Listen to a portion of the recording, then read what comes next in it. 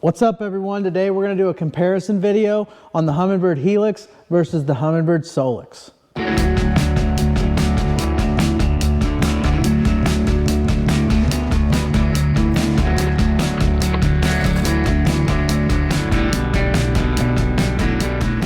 So the main difference between the Solix and the Helix, and we're going to compare a Solix 12 with another Helix 12, and I actually have a Helix 12 up front. This is a Solix 10. We're just going to sit here just because we're side by side, but we're going to compare the specs for a 12-inch and a 12-inch so that it's kind of apples to apples. But the main difference between the two is the Solix is a touchscreen, whereas the Helix is not a touchscreen. It's important to note whenever you're going to order one of these that where it says Solix 12, that is the display size of your screen. So this Solix 12 will have a 12.1 inch diagonal screen size. The Helix 10 will have a 10-inch screen size. And so that's not necessarily going to be your graph, like your whole graph dimensions. It's going to be your screen size. But then also there will be a generation number behind it. So if you see a number that says G2, G3, for example, this Solix is a Solix 12 G2, and that's a generation 2 Solix. This Helix is a G4N, which means it is a generation 4 networking. So it allows me to network back and forth with other Helixes. With my Ethernet port, since I have 3, so if you have 3 or more units, you need a 5-port Ethernet switch. If you only have 1, all you need is an Ethernet cord to talk back and forth. But we're going to go down through all of the different things that the Solix can share versus the Helix and kind of talk about that here in a little bit. Like I said, the main difference is the interface between the two. Solix is touchscreen, Helix is not touchscreen. The Helix has a favorites. They have 3 different favorites settings that you can change back and forth between and set your different views that you'll plan on using the most. However, the Solix doesn't have the buttons over here on the side, but it does have different, like top left corner over here, you can select this tab and you can go back and forth between the different favorite views that you like, and you can set your favorite views over there. It just doesn't have the buttons on the actual keypad. And I actually made a video on the Helix and a video on the Solix with a buttons tutorial that basically goes through all the buttons, and then on the Solix it goes through all the buttons on the keypad as well as the different touchscreen settings that you can do to maximize your time and be more efficient on the water. So let's kind of go down into some of the specs for this unit. So the Solix 12 and the Helix 12 up front will have the same display resolution. So a lot of people think that this Solix is actually clearer, but really the 12s, both the 12s have a 1280 by 800 pixel display resolution. But some of the features that you can share over Ethernet will be different. From Solix to Solix, you can actually share your map cards. So this Lake Master card that I have in here, with my, if I would have a Solix up front, I would only need 1 Lake Master card for both of my Solix units. However, since I have Helix right here, this Helix will not share maps between the two. It'll share waypoints, but it won't share maps. So the only thing that the two will talk back and forth is the waypoints. My Helix 10 and my Helix 12 up front will share sonar. So I can pull up my Mega 360 from the front and pull it onto my one at the dash if I want to. However, I can't do that with the Solix. It still won't share like my 2D sonar, my down imaging, anything like that between my Helixes and my Solix. That's a little plus or a pro for the Solix, is that it'll share maps. So if you have all Solixes, all you need is 1 map card. You could have 5 Solixes on the boat. It's going to share your Lake Master card for all 5 of those units if you wanted it to. The newer Helixes and the newer Solixes, they're compatible with the Mega 360 that a lot of guys run on the front of their boat. It's also compatible with the Mega Live 1, but the Helix the helixes are not compatible with the Mega Live 2. So now that the new Mega Live 2 came out and the Explorer units came out, the helixes are not compatible with sharing between the Explorer and the Helix. So you can't even share waypoints between the two. So I don't know if they're going to fix that in the future, or if they're just planning on not worrying about it because the helixes are discontinued for the future or not. It would be nice if guys were going to put one Explorer unit on their boat, if they could link their helixes up with it and be able to at least share waypoints. But anyways, that's important to know if you're wanting to get like the new Mega Live 2, or if you're wanting to have one Explorer unit, your helixes will not work with the Mega Live 2, and it won't work with sharing waypoints or anything with the Explorer units. As far as mapping, the Helix and the Solix will accept the same map sources. So they'll both accept LakeMaster, they'll both accept Navionics, and also they'll both come with the Humminbird base map. I like to use the LakeMaster maps because they're just so accurate. All the little contours and depths just show up perfectly on the LakeMaster maps. You can highlight it however you want. I just really prefer that over the base maps or Navionics. There's certain lakes where, and it doesn't happen very often, but like if I'm on a really small lake that's not on LakeMaster but it's on Navionics, maybe I'll use Navionics. Or sometimes I'm on the river and I want to see different features on the Ohio River that don't show up on LakeMaster versus Navionics. So I'll run one of each actually and see a better view of everything that way. But the majority of the time I run the LakeMaster chips. They're just, in my opinion, they're the best out there. Both the Solix 12 and the Helix 10 and 12, whichever size you get, has dual SD cards, and these SD card readers are for, like I said earlier, your LakeMaster chips. They can be used for importing and exporting nav data. They can be used for putting new software updates on your graphs. It really comes in handy so that you can get your SD card, plug it into your computer, and then you can put it into your graph and get your software updates, as well as any of your navigation data. If you got waypoints or tracks or anything that you want on your graphs, it makes it really simple. I used to have a Solix 10, and it's important to note that the Solix 10 actually has a micro SD, and some of the smaller Helixes may be that way too, I'm not sure, but the Solix 10 has a micro SD, so you want to make sure that your SD cards that you're using for the nav data or your SD cards that you have for LakeMaster have that micro card inside that adapter. Otherwise, it's not going to work in your Solix 10. Both units come with an internal GPS. You can also connect both of the units to an external GPS. So if you want to hook up a heading sensor or just a regular external GPS puck to the back of your boat that's closer to your transducer, that's one thing I like to do is to get your GPS a little bit more accurate is I'll take an external GPS puck and I'll put it back as close as I can to my transducer, so it'll be on the back of my boat since my transducer is under my jack plate, or I'll have one up front by my trolling motor because that's where my waypoints are going to be created whenever I find one up on the trolling motor. So what I'll do is I'll put an external GPS and it'll make my waypoints a little bit more accurate whenever I go to make a waypoint. And speaking of nav data, the other difference between the Helix and the Solix is the Solix is able to store a lot more waypoints. The Solix is able to store 10,000 waypoints. The Helix is able to store 2,750.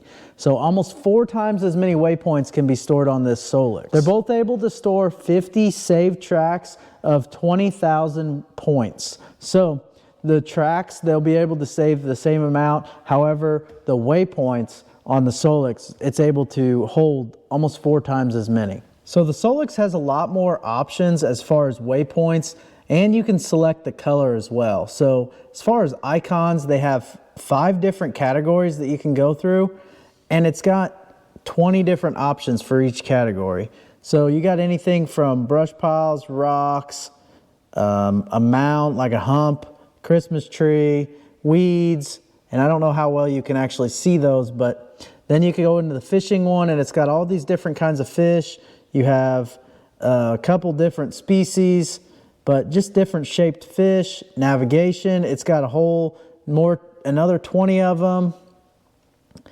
Points of interest, got some more. And abstract, which is just shapes. So you got a flag, a star, some circles, things like that. And then you can even go in here and select colors for each one of these. So you could have a flag, but you could also have a blue flag.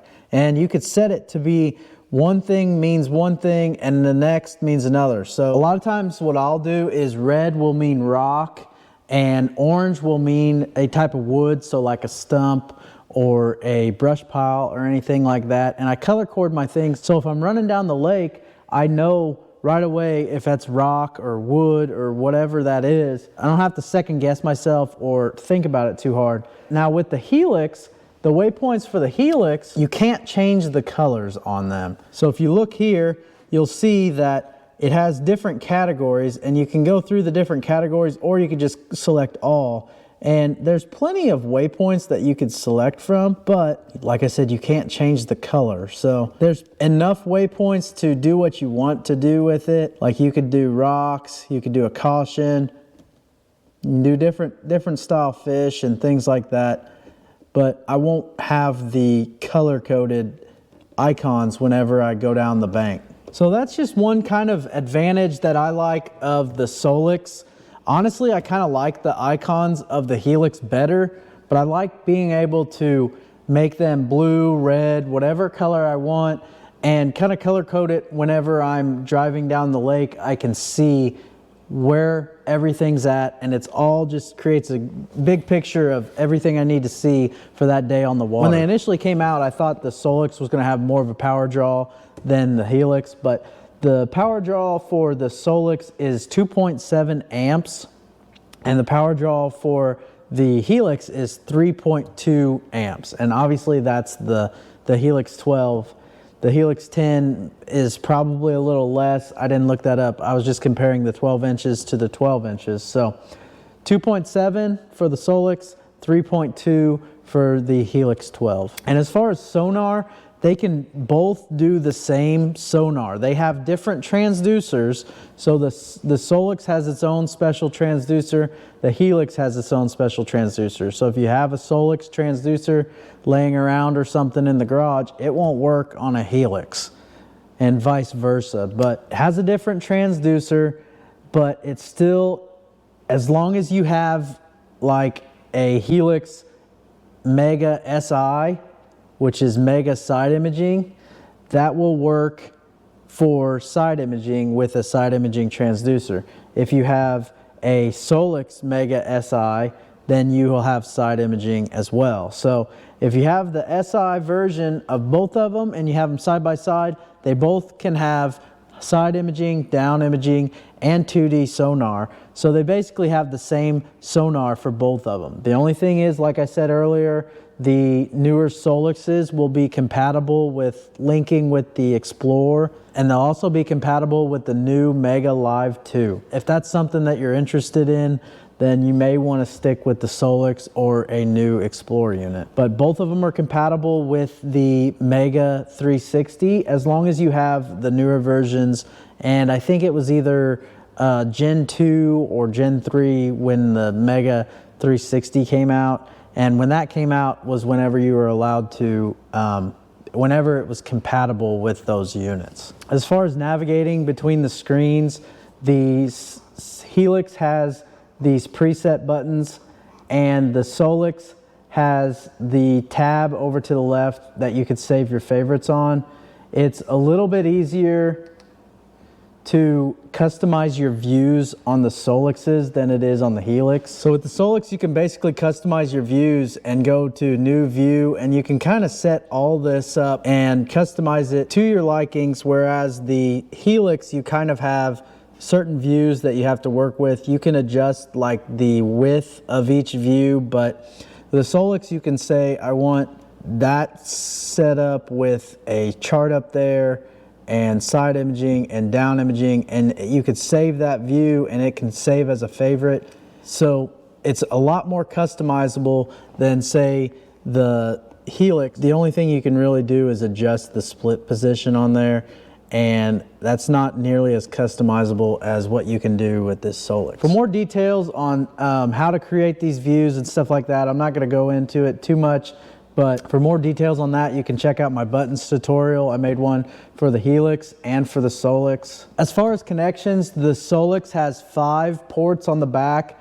They have a power, an Ethernet, a NEMA 2000, a GPS port. The Helix basically has the same connections, but it's a different connection. It basically has one piece that will click right into the Helix. So it really makes it nice when you're at a hotel and you want to just disconnect your Helix real quick. You just unscrew the knobs on the side and just pop that socket out. Whereas the Solix, you have to unscrew the knobs on the side and then unscrew all of your cords that you have from it one at a time.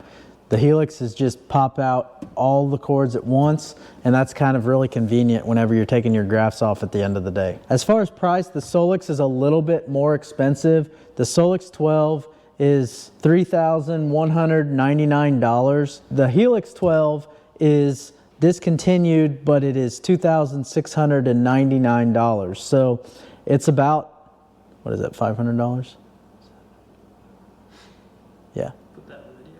So it's about $500 more for the same size Solix as it is for the same size Helix. So both are equally good units. The Helix and the Solix are both units that I have on my boat. A lot of people think the Solix is actually clearer. Honestly, I don't notice a difference. I think both of them are equally as clear. And like I said earlier in the video, they have the same screen resolution.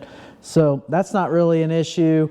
The main thing really is whether you prefer touchscreen versus non-touchscreen, and the Solix takes the edge on that one. Obviously, I really don't have an issue with my Helixes. I think that with the favorites and the presets, I can go from screen to screen really quickly, and I'm just used to the buttons to where I can do it without the touchscreen. Sometimes it's nice on the Solix to where I can zoom in on the map with my fingers like that, but I really don't miss that too much whenever I'm just using the Solix.